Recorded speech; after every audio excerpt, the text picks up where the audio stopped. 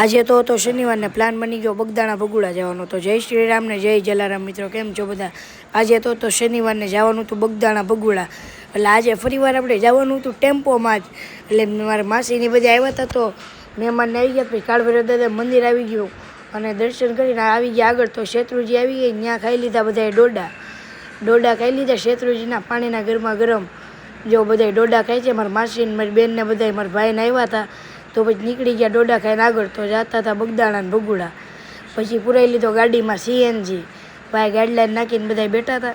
મારા વિડીયો ગમતા હોય ફોલો કરતા જાજો મિત્રો, ફોલો નથી કરતા તમે વિડીયો તો જોઈ લ્યો છો.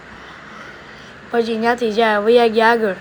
અને વાય જો મારી બેનને લટકાઈ છે, હવામાં મજા આવે છે. પછી ગીત ગાતા ગાતા વયા ગયા આગળ આપણે. અને થોડીક જ વારમાં બગદાણા પણ આવી જવાનું હતું. અને પછી પહોંચી ગયા હતા બગદાણા. ને બગદાણા મંદિરની અંદર જતા હતા, બધા ગાડીમાંથી ઉતરી ગયા હતા. તમે જોઈ શકો છો મારા ભાઈને, મારી બેનને, મારા માસીને બધાય. અને પછી ડાયરેક્ટ મંદિરમાં અંદર આવીને લઈ લીધી ચાની પ્રસાદી બાપા સીતારામની. અને પછી શ્રીફળ લઈને આવી ગયા આરતીમાં બેહવા. આપણે આવ્યા ત્યાં આરતી ચાલુ હતી, આરતીમાં બેસી ગયા. ને તમે ટ્રાફિક તો જોઈ શકો છો મિત્રો. અમે અહીંના મંદિરના લોકોને પૂછ્યું ને તો અંદાજે 10,000 જણા જેટલું ટ્રાફિક હશે એમ કહેતા હતા. તમે ટ્રાફિક જોઈ શકો મિત્રો ઠેઠ સુધી. અને હું તમને ઘરે બેઠા બેઠા દર્શન કરાવું છું. દર્શન તો કરતા જજો મિત્રો જલ્દીથી.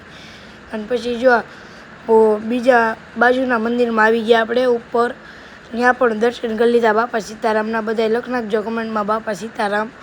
અને પછી હેઠે આવ્યા ત્યાં મમ્મીની બધા થાકી ગયા હતા, મારા માસીની. તો હેઠે બેસી ગયા બધા, તમે જોઈ શકો. હેઠે આવીને બધા ઓટલે બેસી ગયા, તમે જોઈ શકો છો મિત્રો. બધા થાકી ગયા હતા. તો અને પછી જવાની હતી પ્રસાદી લેવા. તો વયા ગયા પ્રસાદી લેવા. અને બાપા સીતારામનું નામ હોય ત્યાં તો કાંઈ ઘટે જ નહીં. તમે જોઈ શકો છો ટ્રાફિક કેટલું છે મિત્રો. પ્રસાદી લેવામાં પણ ટ્રાફિક હમાતું નહોતું. અને પછી એક જો બધા નાના નાના છોકરાઓ પણ સેવામાં હતા. અને પછી પ્રસાદી લેવા બેસી ગયા હતા. કઢી આવી ગઈ ને ગરમા ગરમ કઢીને દૂધ ને. પછી જવાનું હતું ભગુડા તરફ. રાતના 9 વાગી ગયા હતા ને જવાનું હતું ભગુડા તરફ. એટલે આપણે બેસી ગયા ગાડીની ઉપર. હેઠે તો ગરમી થતી એટલે બેસી ગયા ઉપર આપણે. મારો ભાઈ જો ઊભો છે અને બીજા મારા માસીની બધા હેઠે બેઠા. જો મંદિર પછી દેખાઈ ગયા. મંદિરથી આપણે આગળ જાય છીએ, જોઈ શકો છો.